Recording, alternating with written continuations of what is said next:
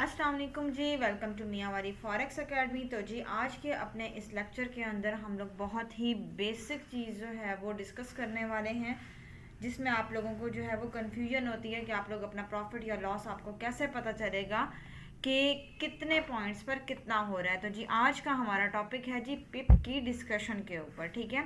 A pip is a unit that measures price movement in forex trading and is used to calculate profit and losses। यानी कि अगर आपको पिप का concept clear है तो जब आप अपनी ट्रेड एग्जीक्यूट करेंगे तो आपको वहाँ से आइडिया हो जाएगा कि कितने पॉइंट्स जो है वो मार्केट अप या डाउन साइड पर मूव करती है, तो आपको कितना प्रॉफिट होगा या फिर कितना लॉस होगा। तो इन सिंपल वर्ड्स कि पिप की मदद से हम लोग अपना प्रॉफिट या लॉस जो है वो उसे कैलकुलेट कर सकते हैं, जैसे ही अपनी ट्रेड एग्जीक्यूट करें या फिर जैसे ही हम अपनी ट्रेड को प्लान करें, ठीक है। तो हम सिंपल सी एग्जांपल, क्योंकि सबसे ज़्यादा जो हमारी वर्किंग होती है वो गोल्ड के पेयर में होती है, तो चलें अभी हम लोग थोड़ा सा पिप का जो जनरल कंसेप्ट है उसके बारे में देखते हैं, देन गोल्ड के अंदर हम इसकी एग्जांपल को डिस्कस करते हैं।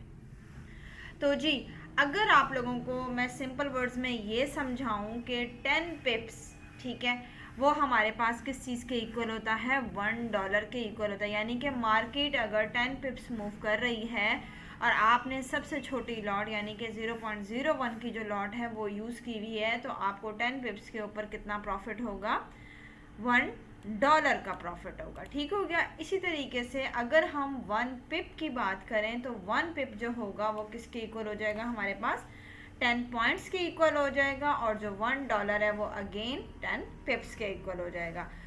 दूसरी चीज़, 10 पिप्स के अंदर टोटल नंबर ऑफ पॉइंट्स जो होते हैं वो हमारे पास कितने होते हैं, 100 पॉइंट्स होते हैं, ठीक हो गया।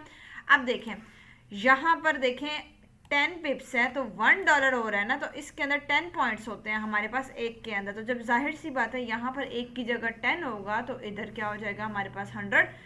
$1 था यहाँ पे, तो अब यहाँ पे 9 पॉइंट्स जो है वो हमारे पास ज़्यादा ऐड हो गए हैं इसके अंदर, ठीक है। तो ये 100 पॉइंट्स हो जाएंगे, तो टोटल हमारे पास कितना हो जाएगा, $10। अब सिंपल सी एग्जांपल देखते हैं कि फॉर एग्जांपल करंट प्राइस जो है वो हमारे पास गोल्ड की कितनी है, 4695 है, ठीक हो गया। अब वो यहाँ से मूव किया है गोल्ड ने और वो चला गया है 4696 के ऊपर, तो हमारी क्या चीज़ हो जाएगी कि अब मार्केट ने जो मूव किया है वो कितना किया है, हमारे पास 10 पिप की मूव दी है, ठीक है। 10 पिप की जब हमें ऑब्वियसली इसने मूव दी है तो हमारे पास जो डॉलर या उसमें प्रॉफिट या लॉस जो होगा वो हमें कितना होगा, $1 का होगा।